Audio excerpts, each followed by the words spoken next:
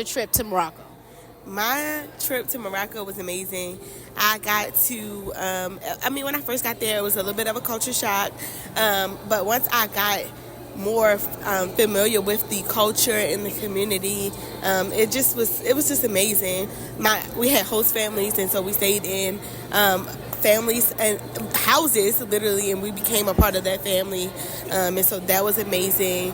I got to learn a lot about women's health, and it's amazing. It's hard to put it all into words, into sentences.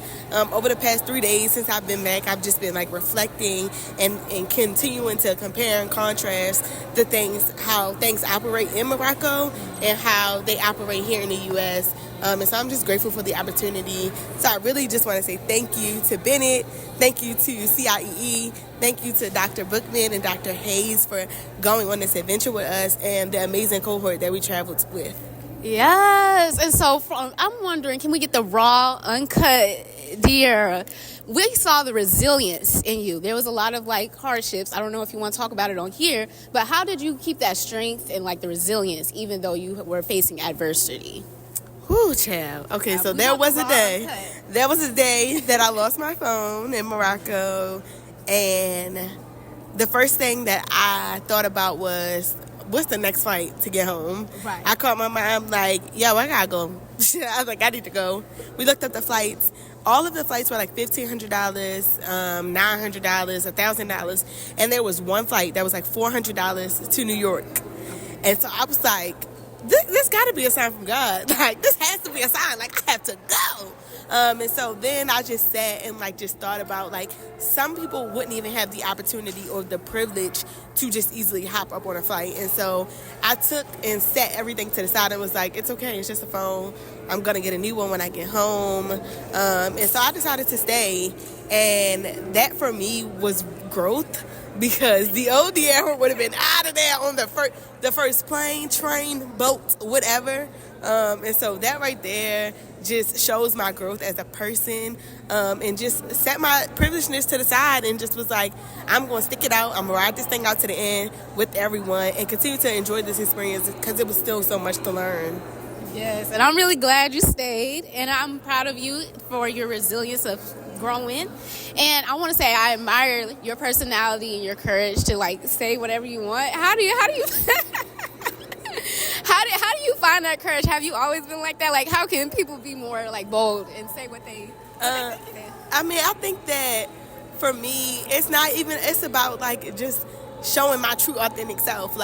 I'm serious, but I also play a lot. And even when I say serious stuff, I say it in a playing manner.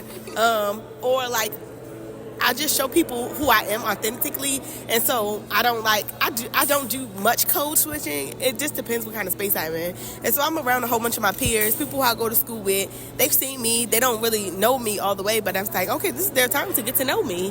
And so I just be going with the flow. It's either you're gonna like me or you don't. And so I might as well give it all to you at once instead of just laying it out day by day by day. I'm not gonna confuse you on who I am. Yeah, so. Well, I love your courage. I'm learning from you, and I definitely learned a lot just from watching you and just gaining that courage to say what I want and put people in their place, So thank you for that. Yeah. Any advice to people who want to study abroad? Go for it. Any opportunity that you get, I don't care how long it is, 3 days, 3 hours, 2 weeks, 6 months.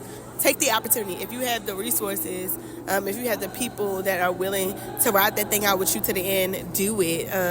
It's going to be hard. It's going to be challenging. And even if you come back and I wouldn't do that again, you still got the opportunity to say, I did it. And so I encourage everyone to do it. It's so much fun. And you'll start to begin to like things that you didn't even know you like. For me, one of the things that was different for me was sitting around talking to my host family. At home, I don't really sit around and talk to my family. It's kind of, we come home from school and work and go our separate ways, go to bed, get up and do it all over again. And so coming home, decompressing, sitting in the living room, having a conversation over tea was really relaxing for me.